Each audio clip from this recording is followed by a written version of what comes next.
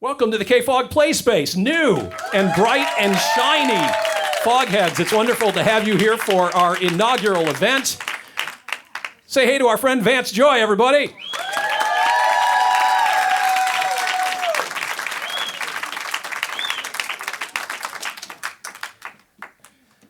Vance has a strict, you have to be 10 feet away at all times policy, which is why I'm over here. Yeah, I know. I wish you didn't tell everyone that policy. It makes me sound like precious or something. No. There's some photo arrangement that's being done, which is why we're doing it this way. Vance Joy, good to see you again, man. You too. Thanks for having me back. Absolutely. A friend of KFOG. I remember we were in a coffee shop, a Pete's Coffee and Tea. Yes, doing a thing in South City. Yeah. Like 2.5 years ago. Yeah, that was good. And then the boob song as well. So the boob song, right, which you helped out KFOG in the morning, and your significant contribution to that as well. As I say, a friend of the station. It's been a pretty amazing 3 years for you.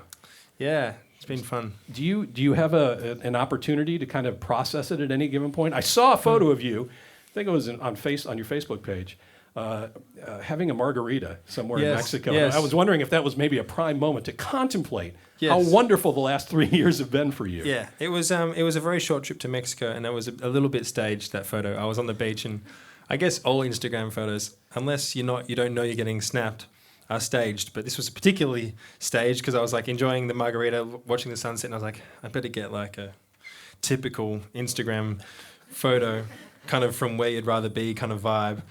But I did it, yeah. But that was nice. I think we spent about an hour in the beach, and it was kind of good. And then it was kind of sad to leave and go to Portland, Oregon. But it was good. You enjoy the little windows. Hopefully, no one's listening in Portland, Oregon right now online. I didn't mean it's like bad, but yeah, compared to the Mexico, yeah. You started off writing songs in your spare time around the house.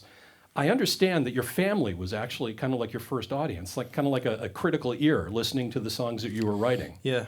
Did that work out well for you? Is that a plan that you will continue to use as you write more new music? Yeah, I mean, it's a shame that they're not on the road with me more often because they are the best objective opinion givers, I think, especially my sister who she'll just walk out of the room if she doesn't like the song.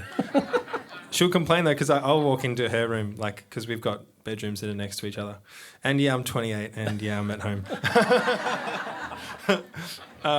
But I'll walk into her room and she'll be like working and I'll be like, I need to play you a song. And she's like, I can hear the song because I've heard you playing it the last 3 hours in your room and I can't like focus on what I'm doing. And I'm like, just listen to it once and then I'll leave you alone. And she usually gives me good advice. And my mum and dad, they're good barometers. I think my dad sometimes, my mum is more objective. My dad is just stoked sometimes. He'll just be like, that guitar sounds amazing. I'd be like, yeah, but what do you think of the song? He'd be like, oh, I just love it.